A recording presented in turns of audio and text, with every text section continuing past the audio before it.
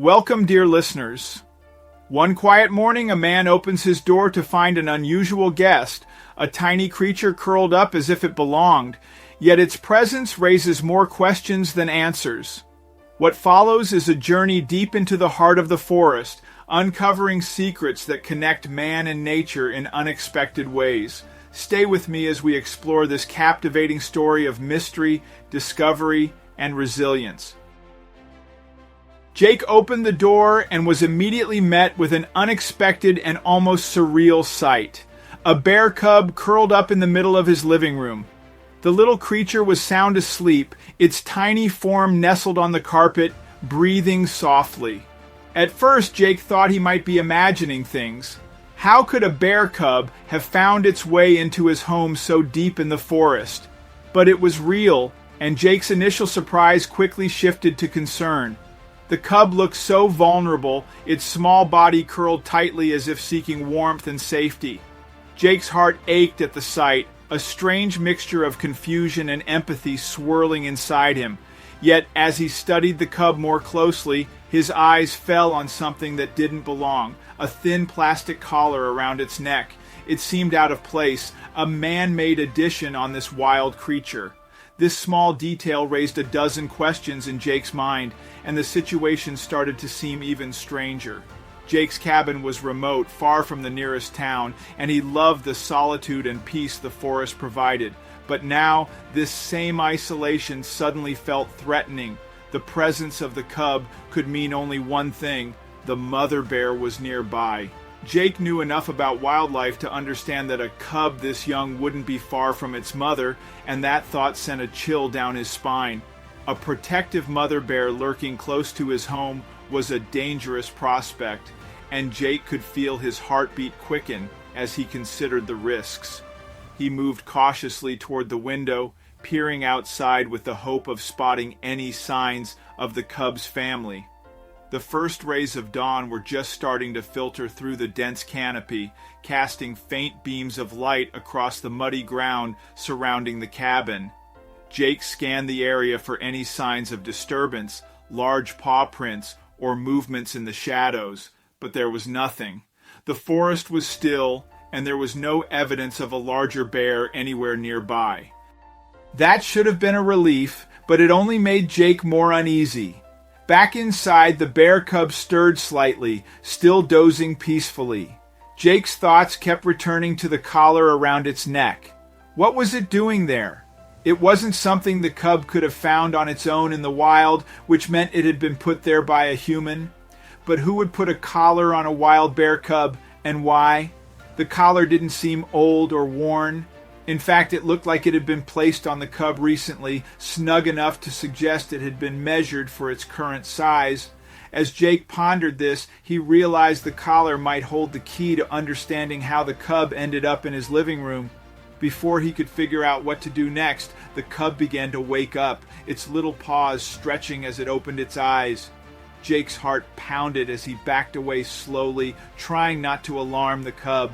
He needed a plan, and fast. If the cub became frightened or agitated, things could quickly get out of hand. Without thinking, Jake slipped into the kitchen and closed the door behind him, peering out through the glass to keep an eye on the little animal. He felt torn. The cub was obviously young, vulnerable, and probably scared, but it was still a wild animal capable of reacting unpredictably. Jake realized that if he was going to deal with this situation, he had to tread carefully. He decided to try a gentle approach, hoping that if the cub felt calm and safe, it would give him time to investigate the collar more closely. Grabbing a small piece of bread, Jake slowly opened the kitchen door and stepped back into the living room. The cub looked up at him, its dark eyes alert but not panicked.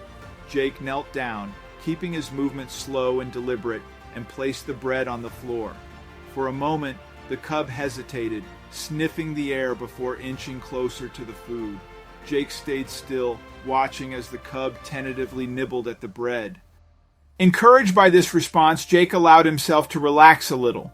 The cub was more focused on the food than on him, and this was a chance for Jake to learn more about its peculiar presence. As the cub ate, Jake moved a little closer, trying to get a better look at the collar. It was made of thin plastic, like something you might see on a dog or a small domestic animal. This only deepened the mystery. The collar wasn't dirty or worn, which indicated it had been put on the cub fairly recently. Jake's mind raced with possibilities. Had someone tried to domesticate the cub? Was it part of some kind of wildlife tracking project? Or even worse, was it connected to illegal wildlife trade? Jake knew he had to get the collar off to examine it more closely. He moved to the kitchen again and grabbed a pair of scissors. Approaching the cub cautiously, he spoke in a soft, calming tone, trying to reassure the little creature. "Hey buddy, it's okay. I'm just going to help you out a little." To his surprise, the cub didn't resist as he carefully cut through the collar, making sure not to hurt it. When the collar fell to the floor, the cub shook its head as if savoring the newfound freedom. Holding the collar in his hands, Jake turned it over, examining it for clues. There was nothing immediately obvious, no tags or labels, but there was something etched into the plastic: coordinates. Jake's eyebrows furrowed. Coordinates? Why would a collar on a bear cub have geographical coordinates on it? The more he thought about it, the more he realized that these numbers might be the key to solving the mystery of how the cub ended up here. Jake fired up his laptop and put the coordinates into a mapping program.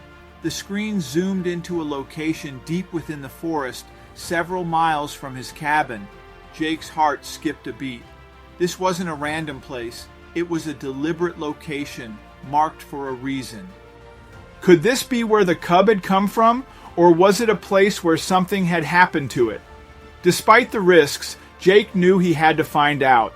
If the cub was lost or separated from its family, it was possible there were others involved, possibly humans who had a reason for bringing it here.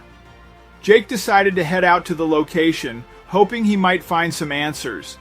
He packed a few essentials: a map, a rifle for protection, and enough provisions for a long trek into the forest. He had spent enough time in these woods to know how unpredictable they could be, and he needed to be prepared for anything.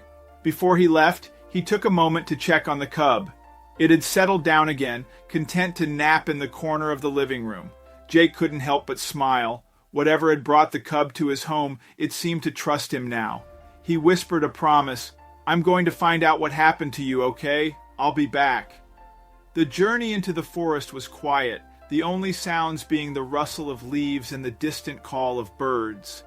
As Jake moved deeper into the woods, he kept his senses alert, scanning for any signs of movement.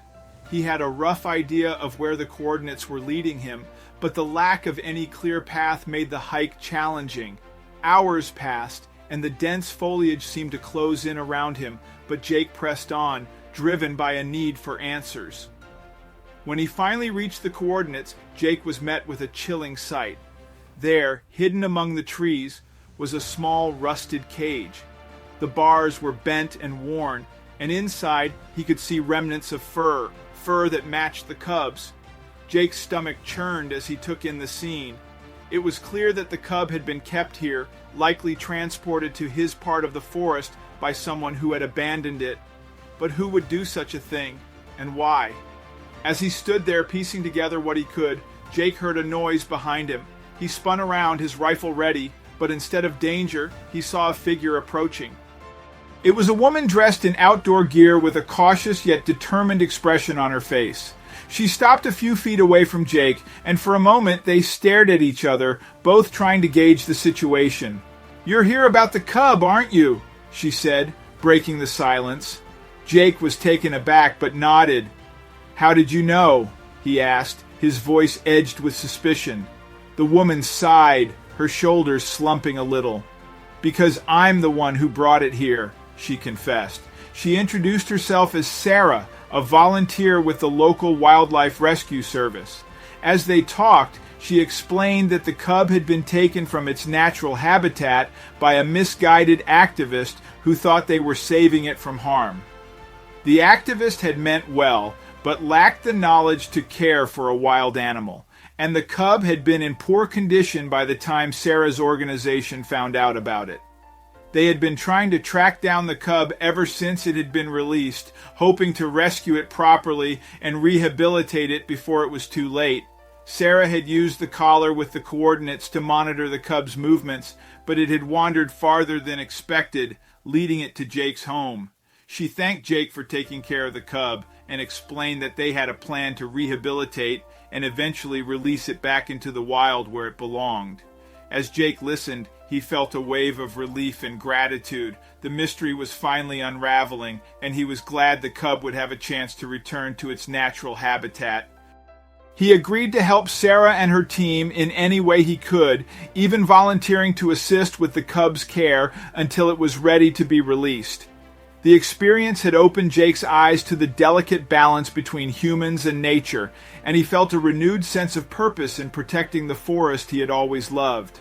The cub, still small and vulnerable, had brought Jake into a situation he never expected, but it had also reminded him of the resilience of the wild and the importance of preserving it.